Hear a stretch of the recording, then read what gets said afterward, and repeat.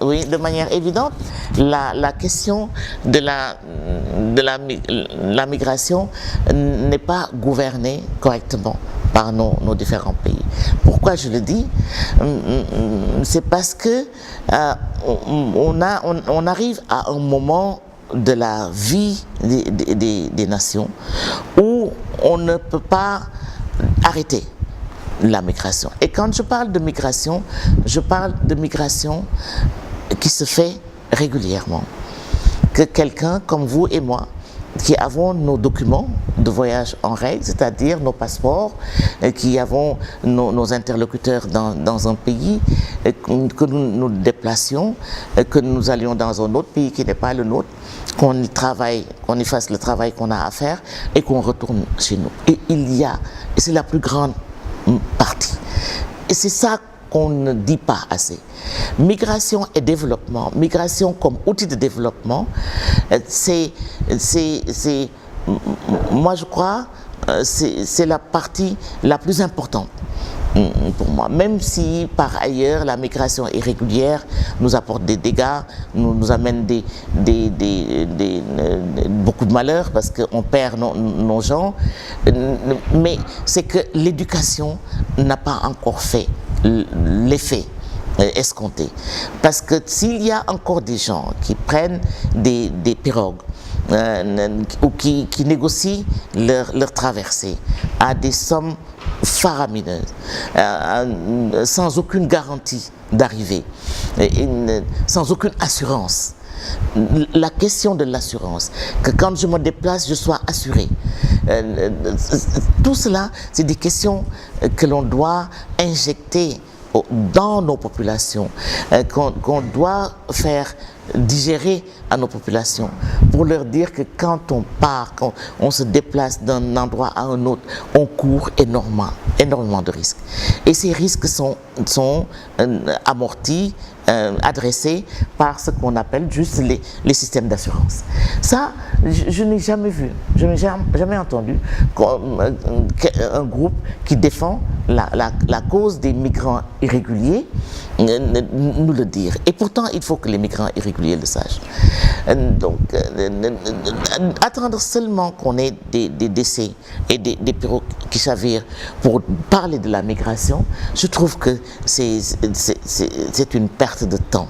C'est une perte de temps. La migration est un outil de développement et toutes les forces vives qui s'agitent au sein de la migration, qui accompagnent la migration et qui font la migration, ce sont des agents de développement, ce sont des agents de création de richesse à tout point de vue, que ce soit une richesse intellectuelle, une richesse professionnelle, que ce soit une richesse matérielle ou financière, peu importe. Et ça, on ne le dit pas assez. Et pour arriver à ça, et pour que le bénéfice d'un tel mécanisme ou d'un tel mouvement puisse nous apporter le bien-être, il faut le gouverner. Il faut le gouverner. C'est ce qu'on appelle la gouvernance de la migration. C'est quoi? C'est créer les institutions qu'il faut.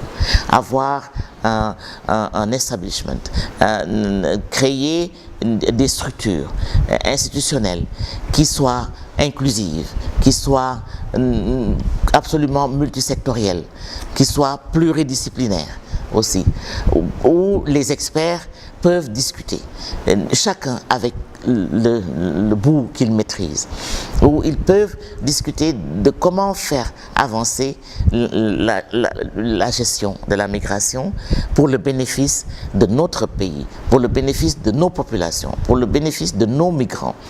Et ça, cela manque.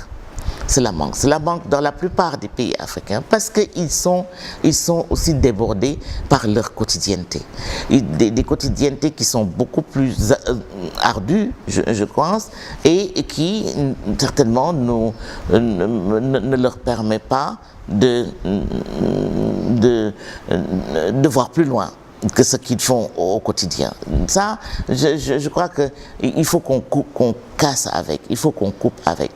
Rien n'empêche que nos pays, y compris le mien, mettent en place un mécanisme de bonne gouvernance de la migration, en incluant tout le monde, en sortant la migration, en plaçant la migration dans un endroit qui soit central et qui puisse coordonner et rendre cohérent une certaine politique migratoire que tout le monde appelle de ses voeux.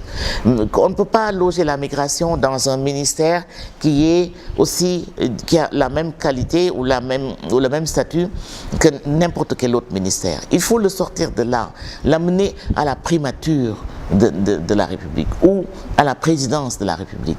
La primature, pourquoi? Parce que c'est le Premier ministre est le premier des ministres, c'est lui qui est le chef des ministres. Et s'il met en place une structure avec les représentants de l'ensemble des structures du gouvernement, et ceux-là, ils travailleront ensemble. Mais si vous faites l'erreur de mettre la structure de gestion de la migration dans une structure qui est équidistante de n'importe quelle structure, eh bien les choses peuvent ne pas marcher et vous n'y pourrez rien. Donc, créer une structure, un mécanisme de gestion de la migration qui soit au-dessus des ministères sectoriels et qui soit capable de donner des orientations, qui soit capable de donner des directives qui sont suivies par l'ensemble et que tous les ministères s'y retrouvent. Et puis, ce qui est important aussi, c'est de laisser à chaque ministère son droit et ses devoirs. Chaque ministère, que ce soit les Affaires étrangères qui gèrent la diaspora, que ce soit le ministère de l'Intérieur qui a la question sécuritaire, que ce soit les forces armées, que ce soit le ministère de la Femme, que ce soit le ministère de l'Intégration aussi, qui gère tout ce qui est force et faiblesse d'une intégration des peuples dans la sous-région et au niveau continental.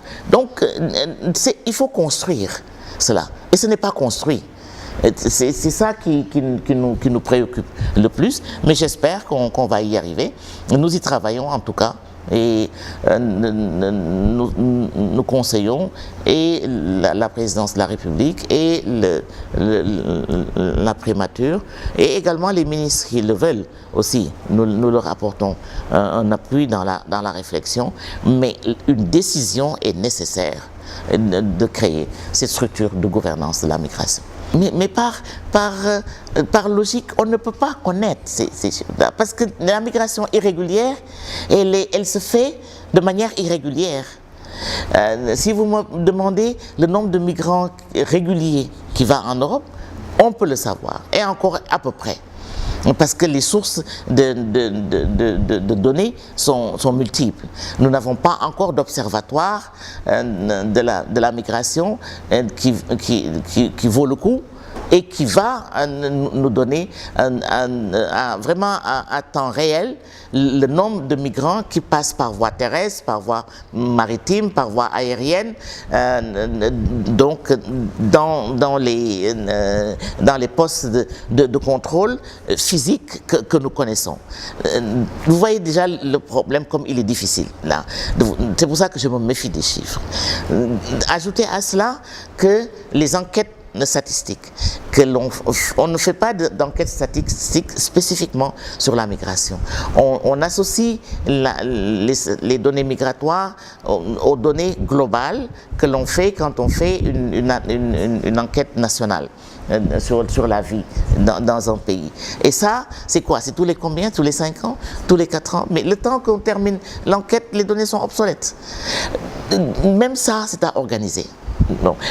Comment faire pour avoir des données actuelles en temps réel, non seulement les avoir, mais les organiser, les analyser, les distribuer tout de suite pour que tous ceux qui sont au bout de la chaîne et qui doivent prendre des décisions aient ces données pour pouvoir prendre une décision correcte.